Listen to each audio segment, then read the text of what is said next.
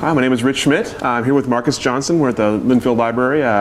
It's February 28th, 2019. And Marcus, in different start to our interviews than usual, we're going to ask you why jazz? Wow, because I can't sing. So when I first started into music, I actually could. I was in the chorus when I was in junior high school. And then I guess with puberty and adolescence came a lack of an ability to get the right air through my vocal cords. Besides that, my father and I spent many days listening to jazz, Miles Davis, George Duke, Quincy Jones, in his living room when I used to go visit him on the weekends.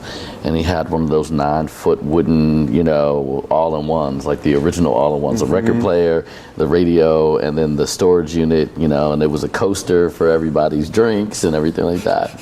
So I used to sit there for like hours and listen to different types of music, and Earth, Wind and Fire was one of my favorites. So when I was about 7 or 8, my father took me to an Earth, Wind and Fire concert, and at the Capitol Center, which no longer exists in Washington, D.C. And that is where I saw, people flying through the air, doing the Earth, Wind and Fire thing, laser, pyrotechnics, and I knew I wanted to be in music. And from there, it was just high school band director. There was no pop music program in school. My county didn't have a performing arts program, and so I was in the jazz band. So I learned jazz and then learned to appreciate it, and then the piano became my voice. So let's talk about the piano and how you ended up choosing the piano as your main instrument. Well, there was one in the house, number one, and then out of that concert that I went to with my dad at Earth, Wind and Fire, it was the keyboards. He was like, well, if you're going to do music, I want you to be the band leader because you're a leader, and that's consistent throughout my my training from my father. And so he's like, if you're going to get into music, you should think about that. And then having a piano in the house was very instrumental in just being able to sit down and tinker things out. Now, when I first started playing or taking lessons, I took them for a month or two here or there. I hated the piano. I mean, with a passion. Then I got to the age of about 14, and there was a young lady that I figured I'd write a song for because she just inspired music. Now, I had never written a song, and I really couldn't play piano, and I basically, taught myself how to play in order to be able to voice this song. And once I gave her that cassette tape, lets you know my age, when I gave her that cassette tape and I saw that smile, I was like, huh. So you can actually affect people's, psyche and bring them joy through a gift that you're given. I was like, I think this is where I'm going. And that caused a lot of problems because I do come from a family of doctors and lawyers. So telling them that I was going to school for music did not go over originally all that well. So tell me, you ended up going to school other ways as well. So tell me how that kind of worked out, how you ended up doing both. Well, in undergrad, I got into the music engineering and technology program at the University of Miami. And it was a very small program, thousands of applicants, and they let 30 or 40 people in a year. And so it was like a triple major in electrical engineering, physics, acoustics, and your instrument. So I went to the University of Miami, and my mom got sick. She had a stroke, so I had to come back to DC. And that's where I entered Howard University in the Jazz Studies program, but with a minor in business. And I got put music together, got a demo deal with Blue Note Records, and got screwed. I had no guidance. There was nobody there to really tell me how to, to navigate such an important kind of deal in the process of going from a demonstration deal to a full-length contract.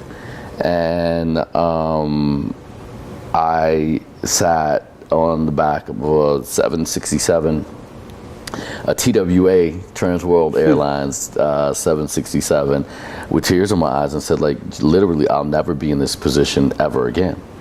And so that's when I first started studying for my LSAT. And everybody, again, thought I was crazy. And I had teachers that asked me if I was going to go to Cracker Jack's U Law School. And another one was like, you're going to get your law degree out of a box of Captain Crunch. And I had fraternity brothers that laughed at me. And then, you go 6 months later and we all take our LSATs and I kill it and I end up at Georgetown, a top 10 law school at that. And from there to the business school. So it's really making my mind up that I'd like to be in control of my destiny and be able to understand the choices that are presented to me at the highest level. One, on the business side, understanding that this is a business, and understanding it on the legal side. So I tell people the law is like your blueprints and your structure. The business is like the electricity of the structure, and your passion is the electricity that turns everything on. So I think at some point, instead of learning European, and history for 12 years, we really need to get into we need to insert some type of business and finance understanding in our primary education, as well as mental health, much more, so that we can understand who we are, understand self-concept, self-identity, and then the legal aspects of everything, because you don't know who has your license of when you're walking down the street and you fall and you break your neck, or you break your arm. These are very important parts of who we are, how we exist. And I think in other societies, many people know, but we're all about the hype.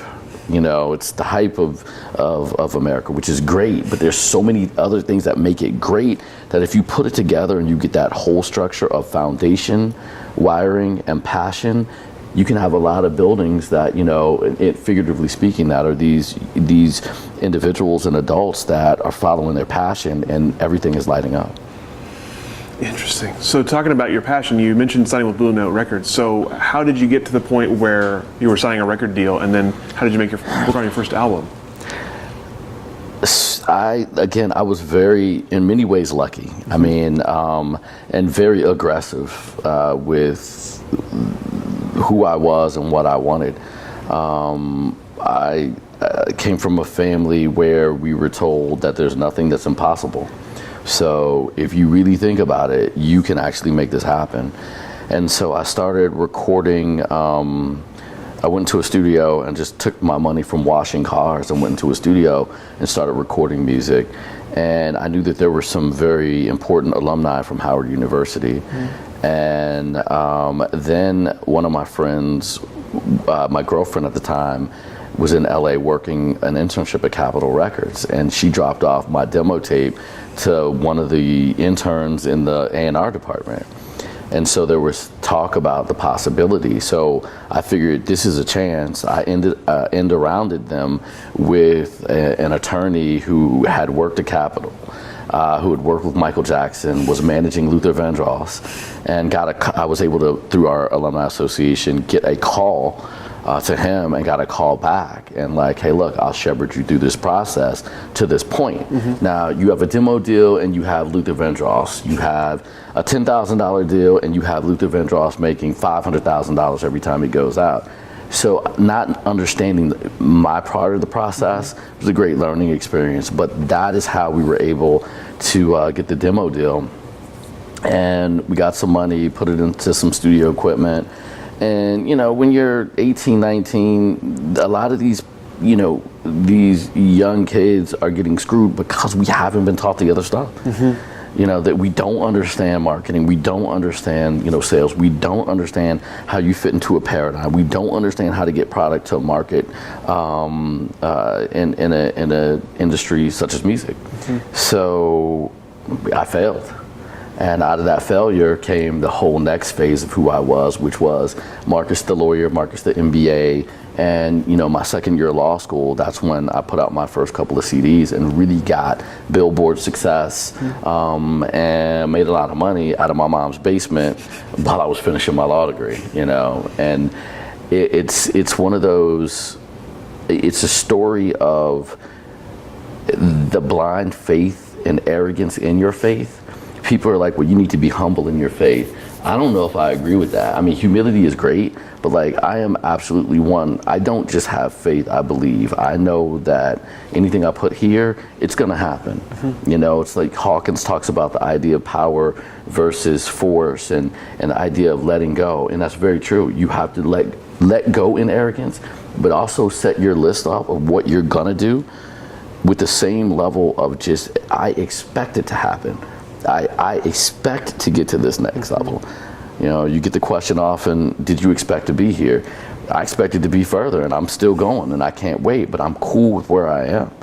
I'm accepting of, you know, my mistakes that got me where I am, and my successes that got me where I am. Now, what's next? And you're just constantly on that journey of like, this is fun. You talk about that kind of self-awareness and attitude, like you said, that tends to come later in life. At what point were you confident that you would make it as a musician, or confident that you would make it successful in any way? I would say probably when I got my first all-county soloist award. So they took the best jazz soloist at our county jazz festival in Montgomery County, and out of nowhere, you know, they were like, oh, Marcus, by the way, we won the county, you know, jazz fest, but you won a distinguished award. And I was like, huh, okay. So all my stuff in my life has been, and really in everybody's life, you have the growth when you're like, huh. But the difference between, again, me and those who are super successful and those who stay in a place wondering why they are where they are is because the huh for some is like, well, maybe next time. And then those of us who are like, huh, okay, now what? And the what is here. People are always trying to figure out, they're saying they're figuring out things. We're not here to figure out things, we're here to create things, man. Every time you get that aha moment and you're like, yo, maybe I could. No, the statement is, yes, you can. And it's up to you to go out there and figure out the way to do it, and you will get your butt kicked. And you get back up, dust yourself off, and go back out there again. I mean, it's like golf, you know. It's not the shot you just took. It's saying, no matter where this ball ends up, I'm gonna be okay. And when you have that perspective in life, you're always okay. And you may not be number one in the world, but you can still be super successful. You know what I mean? Tiger Woods didn't win a whole bunch of tournaments last year, but he still almost won the FedEx Cup. Because it's about the overall points that you get in life, and making sure you're doing the things that I tell people that make you smile between the time when you close your eyes and when you go to sleep, because that's when you're dealing with you. Taking your huh moments and making them your huh moments. So let's talk about that for you. Let's talk about your entrepreneurial endeavors. Since you got into music, you got going. Where did you go next? How did you end up where you are now? It's really one of those, parts of it are in pragmatism, and parts of it are where you say to yourself, okay, this may be an opportunity. Or parts of it are where you're scared to death. So coming out of the demo deal, not getting a full record contract, studying for the LSAT, getting into law school, overhearing somebody talking about the MBA, having your sister talk to you 5 years before about the fact that you would be a great JD MBA, taking your GMAT in your first year of law school, because you're not supposed to do anything but you know, get your butt kicked in the first year of law school. Taking your GMAT in your first year of law school applying to business school, getting into the MBA program, then starting your first year clerking at Universal Records. Everybody else is going out having fun. I'm in the vault looking at the contracts. So I'm studying from Judy Garland's and Bing Crosby's 2-page contracts. Like the average record contract right now is like 50, 60 pages standard, you know, with a full deal. So you take those, you know, all that, and then saying, I'm in a great place. How do I use this? Then that next year, instead of going and working at Sony in the internship program, you know, begging, borrowing, and well, I didn't steal, but begging and borrowing from friends and family to put my first record out. And it's understanding that this is what I was supposed to do. So going from the music going from the law back into the music, and then realizing when I graduated, okay, I have 2 records that are in the top 15 of Billboard. What am I gonna do? I'm gonna go on tour. You know what I mean? Then I got a chance to sign with other record companies again, and I got my second chance to sign with Blue Note. I didn't take it. I went with a smaller company that was started by former executives from a large GRP. And I didn't really understand equity and how they did it, but I knew that they had just, had a market cap of $500 million, which at the time, 98, that's a lot of money. And that company ended up being CD Now, which ended up being bought by Amazon, which ended up being nothing. So what do? Well, go back to what I do best, which is back and creating my own stuff. Then I had a chance meeting with Bob Johnson, who founded BET. And we were talking. He had just sold BET to Viacom and became, an African-American billionaire and business icon. And I invited him out to lunch. He's like, well, why don't you come to my office for lunch? 3 hours later, had a deal on the table. That's my first multi-million-dollar deal at 30. And we built, a recording facility. We, even now, a lot of the artists that you hear at least once an hour on Watercolors on XM came through, our stable. Nick Coleon, Michael Linkton, Jakeem Joyner, came through our studio in Silver Spring, Maryland, and what we built there. But then, MP3.com popped off, bottom fell through the industry. So it's like, it's this. But it's more like this, and taking every ass kicking that you get and turning it into the next journey towards another peak. And I think that so many people are worried about the peaks. They forget about the fact that the peaks are made by the depth of the valley. So, without a valley, you have a plateau, and it's just flat and boring. The Alps, when I fly over them, I always love to fly during the day because I roll up my window shade and I just look out and that is amazing. to look out just hundreds of miles of mountains that are thousands of feet high, but they're made up of the valleys, and so are our lives. So, going from music, and then when the music industry changed, then getting into wine and really recognizing that we had a brand. I had built a brand at that point with loyal customers, followers, supporters, and let's give them an enhanced experience. Let's give them some wine and jazz and, have fun with it. So it's very important. And I mean, speaking on campus earlier today, I talked about the fact that I am in not the music industry, but the therapy industry. And really understanding that my job, and really all service companies, and I would say product companies at some level, you're providing, when you're fulfilling a need, you're enhancing somebody's life. There's some component of therapy with it. When you put wine and the music together, it can be either a fun experience, hopefully a very, engaging experience and memorable, but definitely therapeutic. It makes it a little bit better. And my mom always said I was a social worker, so I figured why not make money with it. One of the few.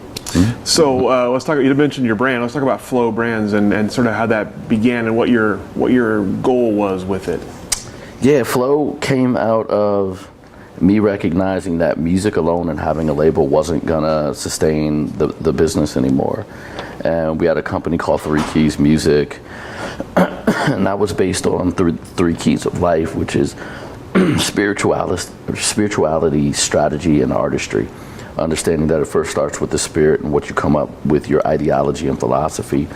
The next is the idea of, your artistry and being creative in your spirituality. And then the last key, which was open-ended, was limitless thinking and strategy.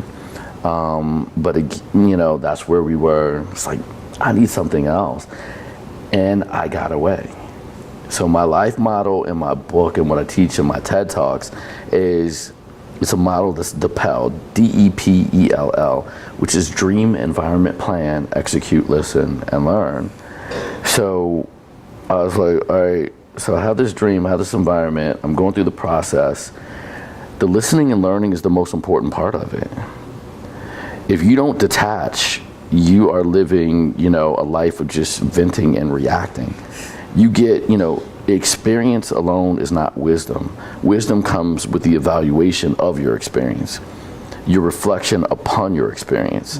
So I'm sitting in my office, and we had this brand that was FLO, but it meant for lovers only, and I knew I couldn't scale that. Very urban in nature, very, kind of lovey-dovey, or even sexual, and that's not what I wanted. And thought more and more and said, well, for love of, for the love of. And people are like, well, there's no the in, FLO. It's like, that's what it means, damn it. And because I created it, I can say whatever I want to, right? It's just educating people around it. And so that's what part of our process is. And it goes back to the idea of why I've done all that I've done in general. And it's because of the love of it. It's having the fun. It is, I don't believe that life is about suffering. I don't believe that life has to be hard. You work, no doubt, but like when you put your mind to it, it's just like P90X, it may take you the 60 days to get it done, right? But when you, on day like 40, something happens. You start looking in the mirror and you're like, I followed a process, I put the work in, I was courageous enough to get up and do it when everybody else was doing their thing. And damn, hello, and then if you get to day 60, you're like, hello. And by the time you get to 90, everybody else is saying hello, right? So it's this pragmatism that's based in your ability to free yourself up, but to see the finished product here and believe that you can get here. And so as I think about what my passion is, it is absolutely helping others to see theirs and knowing that anything that you come up with is possible. You just have to do it. And it's a choice. It's not around the corner. People are like, I need to find my passion. Well, is it back there? Or is it over there? It's right here. And it's right here. And it's about you choosing whatever the hell you want to do, and then going and making it happen and refining the process over and over and over. So when you had this idea for a love of, how did it grow from there, and how did it turn into wine? So the first thing we did was we had the FLO series of lifestyle series, because I used to go into Target and I saw the Lifescapes, and they had like music to chill by, music, and it's like, well, if they can do it, I can do it. So we had For the Love of Chill. We had For the Love of Romance. We had For the Love of Standards.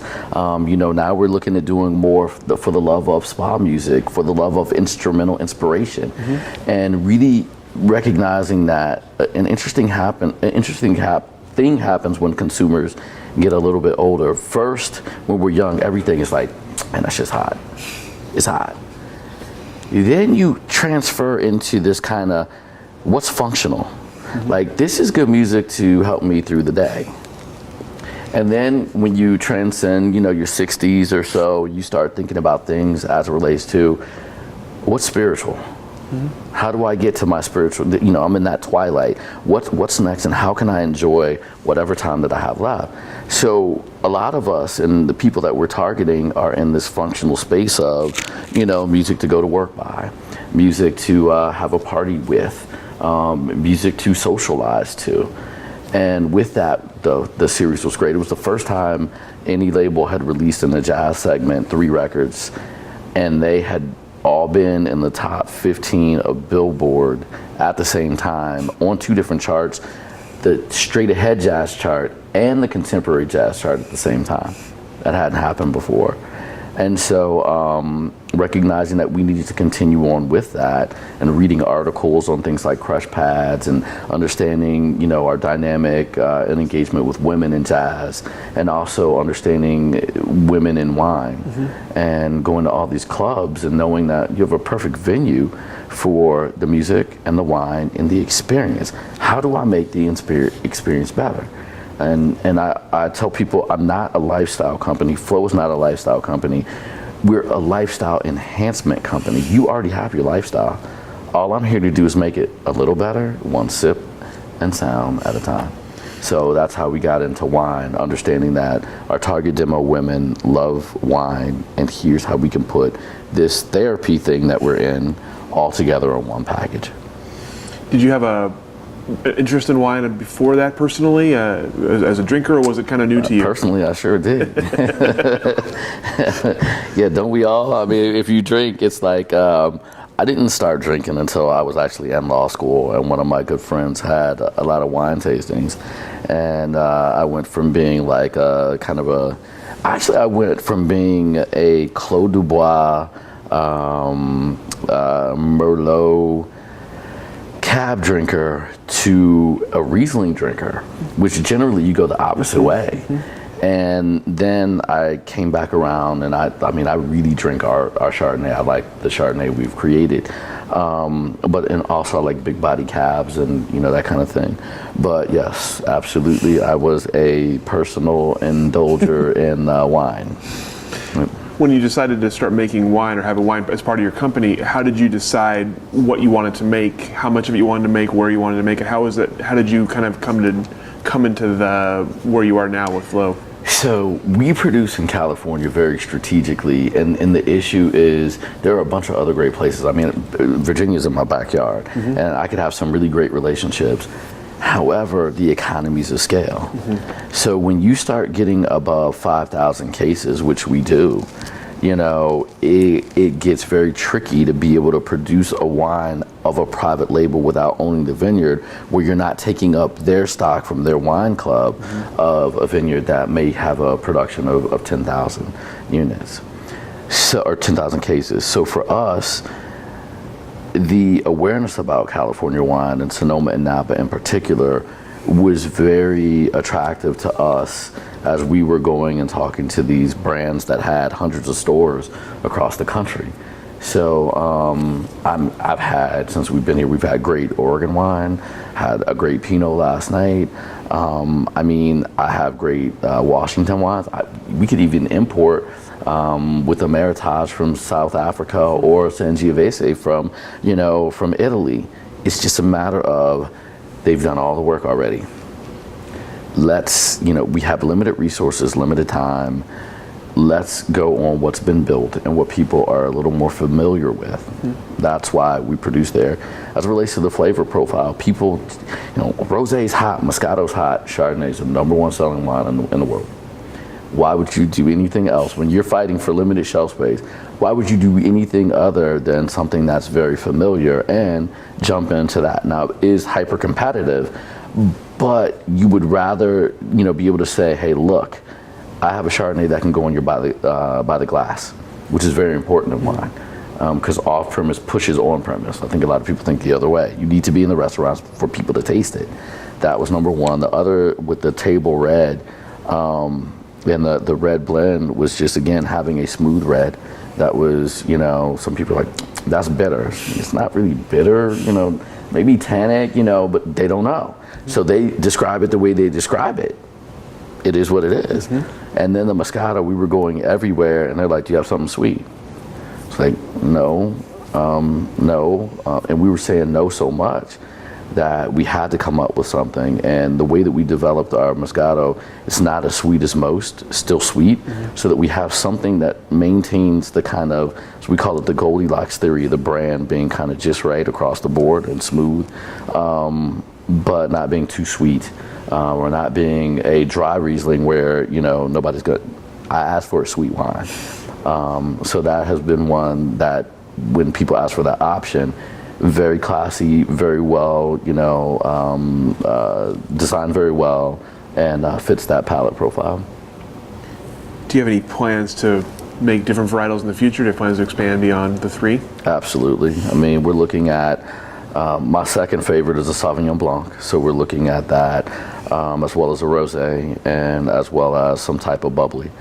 And it's just a matter of making the right decision at the right time.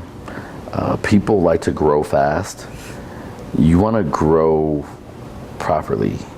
You want to grow in a very systematic, pragmatic, well thought out way. because every new thing you get, you have to manage.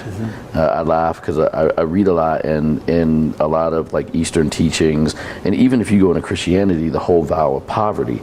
It's not that having a whole bunch is bad. It's the fact that the more you get and every new thing you get, you must manage it. So now we have 3 SKUs that we have to make sure we get onto a shelf.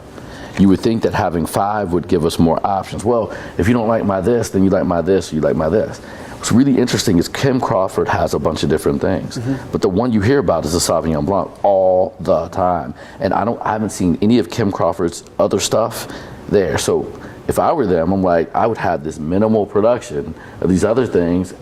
Why waste your time on anything else when your killer is this Sauvignon Blanc? Keep them happy. And I think the seduction of like, I'm big, you know, I'm everywhere. You can come get me wherever you want. I'm cool. Yeah, I'm cool with me. We're going to grow the way we need to grow, and we're going to do it in a way that's sustainable for the entire brand. What's the goal of FLO Wine? What do you want people to take away from your wine? One is that anything is possible. I mean, going back to my main purpose of letting others to see, no matter how crazy your dream is, that you can actually realize it. Like when you look at, if you go behind the FLO story, and every bottle has like a statement. I don't know if you saw that on the back. It has the FLO Wine statement. To pursue the things in life that really are about who you are. And if you see me and you're drinking this bottle of wine or drinking anything of it, this is somebody who took a chance on himself and got this manifestation that you are enjoying at this particular time. Anything I can do, you can do better. But you have to know what you want to do. So when you have that FLO experience, it's just, wow, things are possible. Because at the end of the day, let's look at it. If I poured Kendall Jackson in a glass with Robert Mondavi, with Gnarly Head, with our red blend, 9 out of 10 people could not tell you the difference of our reds. If I take a medium, you know, body. And then even so, I mean, you'll get the Psalms that are like, well, this is a, you know, Napa Valley Chardonnay, malolactic fermentation, blah, blah, blah, blah, blah. And you'll get the other 10 people who aren't in the wine industry to say, that tastes like shit, I want this. You know what I mean? So the wine is a component of it. It's the other things that you put around it that really kind of make it go. And that's what everybody's really understanding. Anybody can put, like all these celebrities putting their name on a bottle, that's cool. Some people are gonna buy it because, but imagine all the other stuff. Let me give you something else to think about when you're drinking this wine. Damn, this is a manifestation of a dream and faith and hard work. This is Marcus's Wine P90X. Talk about the relationship between music and wine, and obviously the two things are very close to you. How do you see them relating, and how do you relate them with your own music and wine? Besides, you know, going back to the indulgent Marcus, you know, generally I'm not drinking wine and just like, oh, watching the sunset without some music, right? So again, these are things that I just think a lot of people they kind of bullshit themselves into thinking that life isn't about experiences and that it's about all themselves. I mean, the best experiences that I've had in my life have not been alone. They've been with people. They've been with people I care about or people that I've grown to care about. And, you know, you have these, like, you don't have cake, you know, or bread without a binder, you know, the egg or, you know, something else like that. I mean, wine and music are the binder to these experiences. And when you pull all that together, it's just like, okay, I get it. The right music with the right wine at the right time with the right people gives you something to think about for the rest of your life. And honestly, again, I go back to my most incredible experiences in life. And while I love my aha moments that were during reflection, and I love self-care times that were during reflection, it was still, even in those reflective periods, thinking about my engagement with those that I care about and that I love and that I, you know, would desire to support and help. So understanding that you have to be very responsible in understanding that putting all that together it's it's a responsibility, not meant for everybody. It is a platform. It is something to be used to make the world better. And, you know, that's just the way I was born and the energy that hits me. So that's really what FLO is about. That's why the wine and the music. And now we're doing these lifestyle experiences with Love and Jazz Weekend. And to have FLO Wine with my music playing in the background and me making sacracks and old fashions while we're baking bread from scratch in a cooking class that was sold out in a teaching kitchen at a resort. That's it, man. You know what I mean? Or the proposal that was given during our concert after dinner. That's memorable. Like, people were like, oh my God, this is perfect. You know, or before everything and doing even yoga with Marcus. Cool. What is that? That's the self-care needed to get you through into the next great experience. Because if you don't take care of yourself, it's not worth it anyway. So it's just a binder. It's a binder that allows you to stick different things on it. It's your life vision board, but these things allow you to put it all together. Do you feel that your music and wine pair together in a way? Do you feel perfectly. like certain music with certain wine? Yes, absolutely. I mean, you know, certain music with certain wines, with certain environments. I mean, today it's cloudy outside, you know. It may not be the day that I'm gonna, you know, well, for some people they'll listen to the kind of more music for a rainy day, you know. I may take Marcus Johnson off and throw on Drake and, you know, and put FLO to the side and look at it and get, you know, some tequila. I mean, but again, these are the binders. Of how they're the things that you pull together. So with my music in particular, I believe that, you know, the jazz experience and kind of the urban jazz experience, along with, you know, the FLO branding and what we've done, fun. Let's have some fun. It doesn't have to be that serious. You can let go and enjoy this shit. We have a limited time here. Why in the hell do you want to be all upset about it? Why do you want to focus on the negative when you have the choice to focus on the positive? That's how you flow. And you find clearly you found this is people have responded to this over the years. Have you had you talk about kind of aha moments? Have you had some aha moments with people who you felt were being reached by your music, being reached by your jazz, and by your wine? Have you kind of seen that, like, that person's like, they're feeling my wine, they're feeling my jazz right now?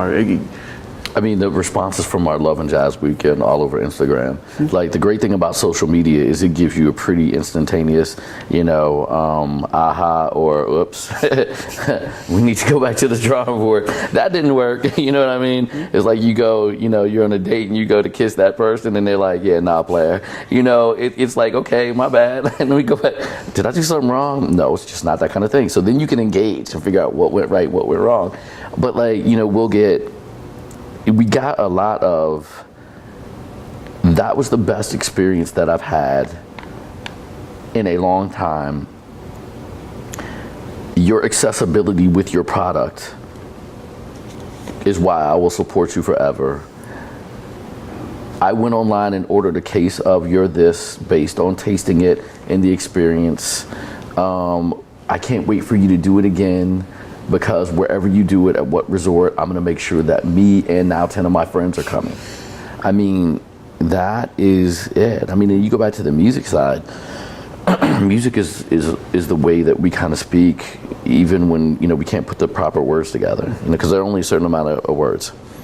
So with jazz, you hear these things, and I've had people from around the world, you know, that have been like, yo, look, I was literally about to kill myself.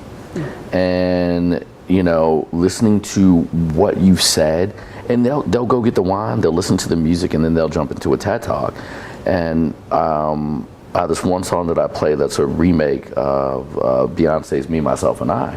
And I talk about it, but then I say at the end of the day, there's no such thing as me, myself, and I. If you awaken, there's some force that is making your heart beat, your lungs breathe, your eyes see, ears hear. That's not you.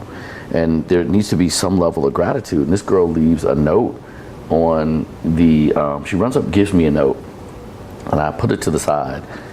And then I sign CDs for an hour, and then I leave, and I go back, and the note is sitting. They had cleaned everything off, and the note is sitting on the stage.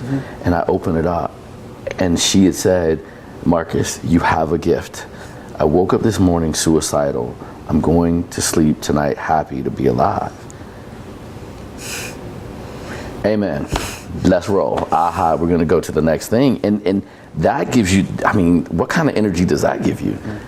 And again, it's not me.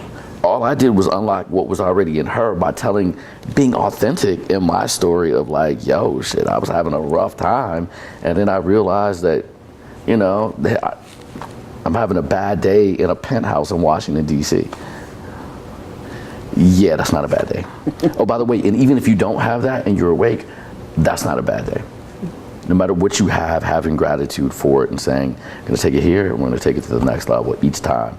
It may take a little bit longer, and I tell people I'm building oak trees. Oak trees take time to grow, but when you build them, it takes a hell of a lot to knock them down. You mentioned earlier about sort of especially early part of your life was a lot about kind of getting your butt kicked and then getting back up and doing it again. Talk about some of the challenges you've dealt with, the biggest challenges getting to where you are today. Man, that's a whole, yeah, I was going to say, that's a whole like other 2-hour conversation because that's not reserved to like, it's not reserved to the early part of my life. I've been dealing with things lately. I mean, you know, having a child that doesn't live with you, that you love and that you miss while you're trying to build a business, and dealing with, you know, domestic issues related to, you know, the fact that her mom is upset that we didn't get married and that kind of thing. And then having to deal with your 6-year-old crying in therapy, you know, that's real. But you got to get over it, right? You have to put that in, or having, you know, recognizing some of my pitfalls, and I think some of the things that make me a great business guy and this marketing guy, fulfilling other people's needs. You don't watch it, you become codependent and enabling to other people. So you're always trying to fix stuff that comes through your head, and you're trying to fix your relationships. Well, yeah, that person is great, but I can make them better. You know, no, they are the way they are, and the only person that can change them is them. But this is me at my age right now going through a bad relationship, you know what I mean, and having to cut it off. And being under so much pressure and anxiety that Leonard and I end up in an ER at the side at Grady Memorial Hospital in a hallway, you know, last December. And having to get back to reflection, not believing the hype, letting go, and enjoying this stuff, right? And so I don't think that we, you know, those are the kind of things that have happened my entire life. You know, it's interesting you asked that question because it's what I'm dealing with in my reflective periods now, and self-care of what happened when my original love, my mom, had a stroke and almost died. Did I ever grieve? Now, did I turn it into positive energy to go forward in business? Yeah, but did I ever let it go? Did I ever deal with the fact that it's life, man? You know, hey, little Marcus, it's cool. Your mom wasn't abandoning you. She's still here, and she's still here. And my mom has outlived a lot of people that came and visited her when she had a stroke, right? So then you look at that, okay, so what are the positives out of that? So yeah, man, I tell you, it's divorce. Business failures. You know, 3 Keys Music is no more, and there's a FLO because we ran out of money. And I thought about it as I was reading this book now called Letting Go, and I thought about the act of me having $1 million studio, getting a multi-million-dollar investment from Bob Johnson, and me not thinking I deserved it, and listening to everybody else that was out there saying, well, why in the hell did Bob invest in him? Instead of saying, he's the heavyweight. He invested in you, so he obviously sees something in you. So even if you don't see it, come on, man. So, yeah, man. It's a lot of challenges. But I mean, who doesn't have those? Right. Who doesn't have a personal challenge? Who doesn't have a family challenge? I don't know anybody who doesn't look in the mirror every day. And my friends, I went to a damn good school. My friends that went to Oxford and Harvard and Stanford. Who doesn't go in the mirror and look and say, yeah, but are you okay? Do you really think you belong here? Mm-hmm. And I think what we don't do in, again, primary education, forget about secondary education and higher level, higher education, is actually dealing with the mental health issues. And that's why you have kids jumping off the bridge in Cornell into the gorge. Because nobody cares, seemingly. And that's why self-care is so important. Going through this whole business process, going through the whole growth process. Because the inevitable thing is you will get your ass kicked. You will fail. You will get hurt, you will get damaged, and everything else. Guess what? The beauty of it is if you survive it, that means you were supposed to go through it. Let's figure out how to avoid this if we can next time, or at least if you see it coming, because thunderstorms are going to come. Tornadoes are going to come. Now we have early warning systems. Get the hell out the way. You don't have to be in that whole thing. One of my friends also says, I was like, man, I'm going through hell. She said, just don't get stuck. But a lot of us believe that the suffering is part of the process. No, getting over and out of the way of suffering is the best way for you to not just be successful, but to enjoy the whole journey. And that's really the key of this whole thing in entrepreneurship or in life. Because at the end of the day, we're the CEO of our own brands, of us. Whether you work for somebody or not, you're CEO of you. You can't blame somebody else for the stuff you didn't do. That's on you. But you chose to listen to what they said. You chose to go to that party or not go to that party, figuratively or literally. It was on you. So that's why you need to take time to figure out where you are going. Speaking of that, last question for you today. Where are you going? What's next for you and for your company? It's kind of interesting because we're in our planning process as we've gotten into 2019, and I'm doing a lot more speaking, and I'm really enjoying what I'm doing with this, and I have the business stuff up, so really identifying people that can help run particular parts of the brand as we continue to expand that. We're working and doing Sips and Sounds events with AARP for their associate membership under 50. We have deals that we're working on with brands like Total Wine and More, Whole Foods, Darden specialty restaurant groups, and things like that. FLO will continue to grow. We will continue to expand the offerings that we have so long as it fits in our plan. There will be more music and more lifestyle experiential kind of events. And at some point, whether it's as an owner or a partner, you'll be in the FLO Resort / vineyard, chilling at the FLO Lounge, listening to FLO music, drinking FLO wine, maybe have a FLO cigar or FLO shirt, and you may have a FLO fragrance. That is all part of the lifestyle of this is cool. This is cool stuff, and I enjoy what they're offering. And and it may be powered by FLO. Everything may not have the logo on it, but just those things, again, that make everything just a little bit better. So, yeah, I see, and with that, my mediating variable is my 6-year-old. And, we did ice skating for the first time, last week, and pictures with her big smile, on her face. And making sure that in all this, that she gets time. Mm-hmm. That is one of the most important things for me. I got her a Gizmo watch, and she calls me, and the best way for me to stop in the middle of an interview is for me to see that my daughter's calling me, because she is absolutely my number one. We've been in meetings, I'm like, gotta go, hold on one sec, because I know that when she's calling, she needs to talk to me. She needs just, Daddy, where are you? First thing she said, I'm in San Francisco. Okay, when are you coming back? Be back Saturday. Same Saturday I told you yesterday, Chase. Okay, I'll talk to you later. I love you. I love you back. Next day, Daddy, where are you? Oh, I'm in LA. Daddy, when are you coming? And the thing to let her know is that I am coming back. You know? And one of the reasons in my book, one of the reasons I wrote my book was for my daughter, because I do travel. I mean, you never know what could happen. Anything could happen. Inside the first page is, this is dedicated to the love of my life, Chase. This is for you. Know that I'm always thinking of you, right? That will take her where she needs to go, but that's so important to me to make sure that I have that.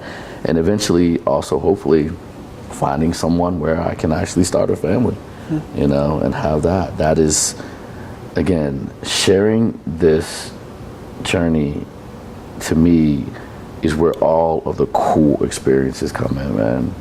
And I've been running a little bit, but, you know, my eyes are opening a little bit. I'm a little less myopic in what I thought I wanted.